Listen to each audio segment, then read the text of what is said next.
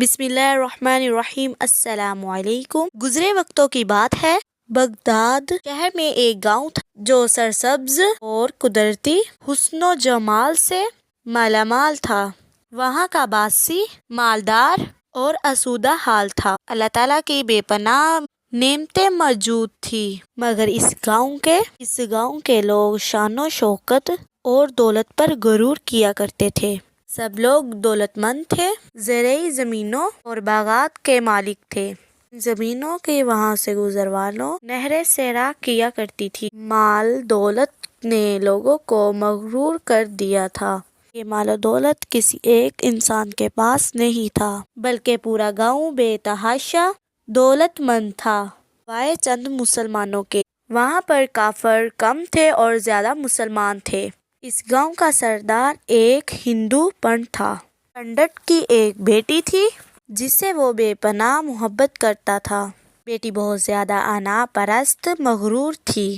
گاؤں میں ایک بستی مسلمانوں کی تھی جو کہ بہت غریب تھے اور ہندوؤں کے ساتھ میں محنت مزدوری کر کے گزارا کیا کرتے تھے۔ ہندو مسلمانوں پہ ظلم کرتے اور ان سے جانوروں جیسا سلوک کیا کرتے تھے۔ پنڈت کی بیٹی کالے جادو کی ماہر تھی۔ وہ اپنا جادو مسلمانوں پر آزمایا کرتی تھی۔ چھوٹی غلطیوں پر انہوں کو سزا دیتی۔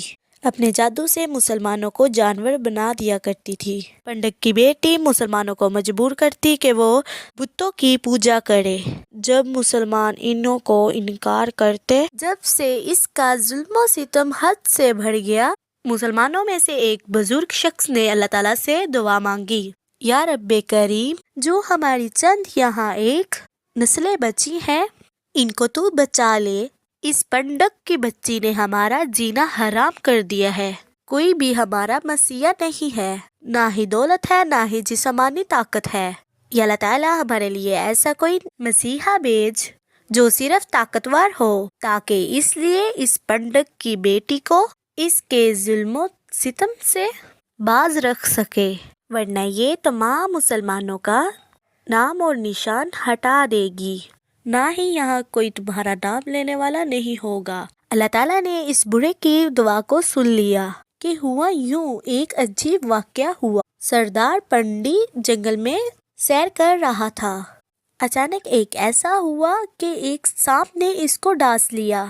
وہ بے ہوش ہو کر وہیں پر گر پڑا۔ اس کے ساتھ جو غلام اور ساتھی تھے، انہوں نے جب اپنے سردار کی یہ حالت دیکھی کہ ایک زہریلے سانپ نے اس کو کاٹ لیا ہے، تو فوراً اس کو گھر میں پہنچا دیا۔ انہوں کی بیٹی نے جب اپنے والد کی یہ حالت دیکھی تو طبیب کو بلا لیا۔ طبیب نے بہت پنڈت کا علاج کیا، مگر اس کی حالت درست نہ ہو سکی۔ اسی وقت اس شہر پہ ایک درویش کی آمد ہوئی۔ درویش پنڈت کے گھر سے گزر رہا تھا تو اس نے دیکھا کہ گھر کے قریب بہت لوگ جمع ہے۔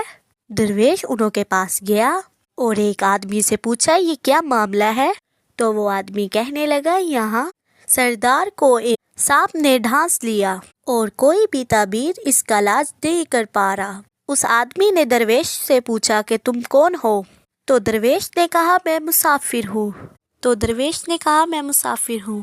یہاں پہ میں نے لوگ دیکھے، اس لیے میں یہاں پر رک گیا، لیکن میں بیرش اعتبار سے حکیم ہوں، تو اگر اجازت ہو میں آپ کے سردار کو دیکھ سکتا ہوں؟ ہو سکتا ہے وہ میرے علاج سے تندرست ہو جائیں۔ وہ آدمی درویش کی حالت دیکھ کے ہنسنے لگا اور کہنے لگا، آپ نے پھٹے پرانے کپڑے پہنے ہوئے ہیں اور ظاہری حالت سے تم مانگنے والے لگ رہے ہو، تو تم اتنے بڑے سردار کا علاج کرو گے؟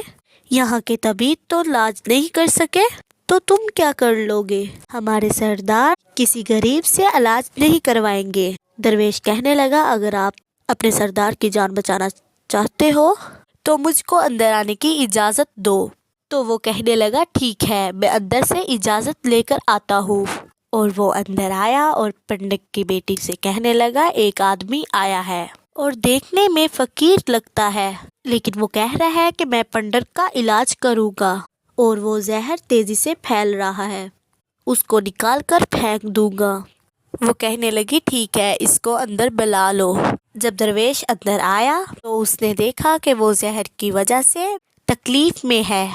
درویش پنڈت کے پاؤں میں آیا جہاں پر سانپ نے ڈسا تھا۔ درویش نے اس جگہ میں تھوک دیا تو فوری طور پر وہاں سے بھاگ گیا۔ پنڈت کے سارے آدمی اور بیٹی اس کی فکر مند ہو گئے کہ یہ کون دیوانہ تھا کہ کمرے میں آیا اور علاج کرنے کے بجائے یہاں پر تھوک دیا جہاں پر سانپ نے ڈسا تھا اور بھاگ گیا۔ اس کی بیٹی غصے سے تلملا رہی تھی۔ اس نے تو بے ادبی کی ہے، میں اپنے عمل سے اس کو جانور بنا دیتی ہوں۔ مگر جیسے ہی غلام اس تھوک کو صاف کرنے لگا تو ٹانگ نیلی ہو رہی تھی تو اب ٹھیک ہو رہی ہے۔ اس نے تھوک کو صاف کرنے کے بجائے اس کی ٹانگ پر مل دیا تو اس طرح کرنے سے پنڈت کی ٹانگ بالکل ٹھیک ہو گئی۔ پنڈت کو ہوش آ گیا اور اس نے پوچھا کہ میرا علاج کس نے کیا؟ تو لوگوں نے ساری کہانی سنا دی۔ پنڈت نے لوگوں کی بات سنی اور کہنے لگا، وہ تو ہمارا مسیحا تھا، تم اس کو دیوانہ کہتے ہو؟ وہ کس طرح یہاں سے چلا گیا؟ اس کو میرے پاس لے کر آؤ، اس نے تو ہمارے اوپر بہت بڑا احسان کیا ہے اور ہم اس کے احسان کا بدلہ ضرور چکائیں گے۔ پنڈت کی بیٹی اس کو خاموشی سے دیکھ رہی تھی۔ پنڈت کے سارے سپاہی درویش کو ڈھونڈنے کے لیے نکل گئے لیکن انہوں کو کہیں بھی درویش نہ ملا۔ تو جب جنگل میں داخل ہوئے تو دیکھا کہ ایک درخت کے نیچے ایک آدمی عبادت میں مصروف ہے۔ وہ غور سے اس درویش کو دیکھ رہے تھے کہ وہ کیا کر رہا ہے۔ ہم لوگ تو اپنے بتوں کے آگے ہاتھ جوڑتے ہیں، یہ تو نہ جانے کس کو سجدہ کر رہا ہے تو درویش تھا۔ فوری طور کو پنڈت کے پاس لے کر چلے گئے۔ پنڈت نے کہا، آپ کون ہیں؟ آپ کون ہیں اور کہاں سے آئے ہیں؟ سب سے پہلے میں آپ سے گستاخی کی معافی مانگتا ہوں کہ میرے لوگوں نے آپ کی بہت بےعزتی کی کہ آپ کی وجہ سے میں آج زندہ ہوں۔ ہم گنہگاروں کی آنکھ آپ کو پہچان نہ سکی، جس کے لیے میں آپ سے بہت معذرت چاہتا ہوں۔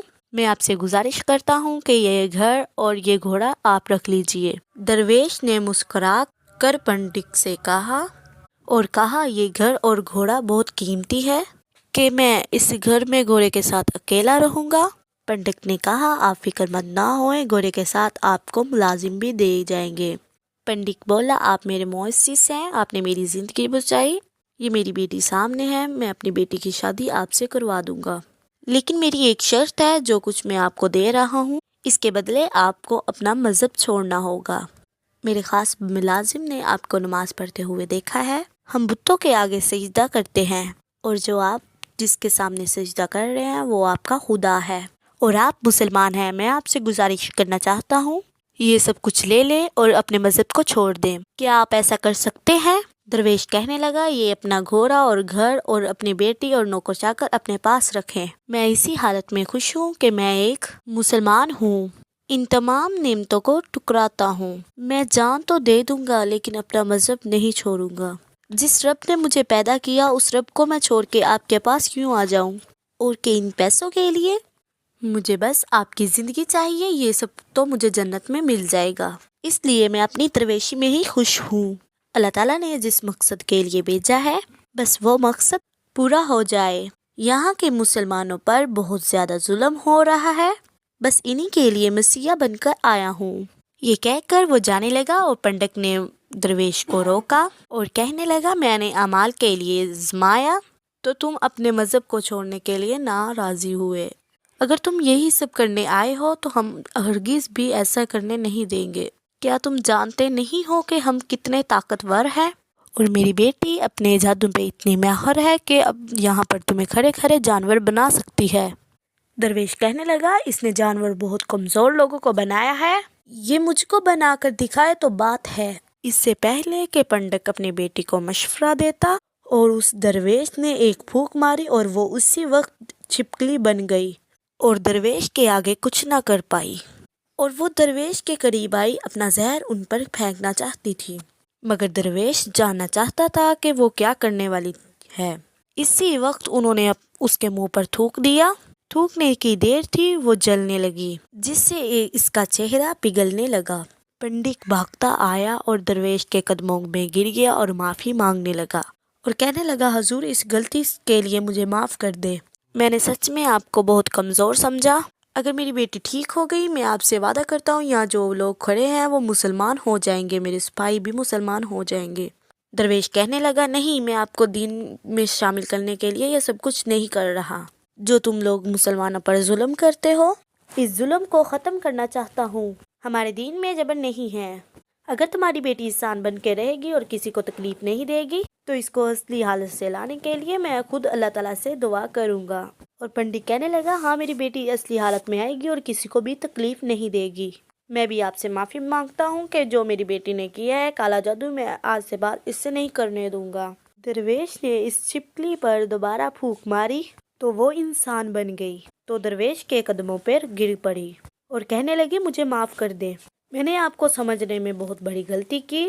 اس لڑکی کا آدھا چہرہ سیاہ ہو چکا تھا کہ آج میں اپنے باپ کے سامنے آپ کے ساتھ مسلمان ہونا چاہتی ہوں، اور میں دعا کرتی ہوں کہ آئندہ اس بستی میں کوئی ظلم نہیں ہوگا، مگر ہم سب لوگ مل جل کر رہا کریں گے اور یوں سب مسلمان ہو جائیں گے۔ اور یوں ہی پنڈت اور اس کی بیٹی مسلمان ہو چکے تھے، اور پنڈت سے اپنی بیٹی کی درویش سے شادی کر دی، اور اس بستی میں سکون ہو گیا۔ کل تک جو غرور کرتے تھے آج وہ بھی مسلمان ہو گئے۔ تو ہم لوگ اس سے سیکھتے ہیں کہ کسی کا برا نہیں کرنا چاہیے۔ آخر میں دعا ہے کہ اللہ تعالیٰ ہمیں نیک عمل کرنے کی توفیق عطا فرمائے۔ جاتے جاتے آپ لوگوں سے میرے گزارش ہے، جو میرے چینل پہ نئے ہیں میرے چینل کو سبسکرائب کریں، لائک کیجئے، شیئر کیجئے اور جلدی سے بیل کو آن کر دیجئے، وہ اس لیے کہ میری ہر نئے آنے والی ویڈیو آپ تک میسر ہو سکے۔ اب تک کے لیے اتنا ہی، اللہ نگہبان۔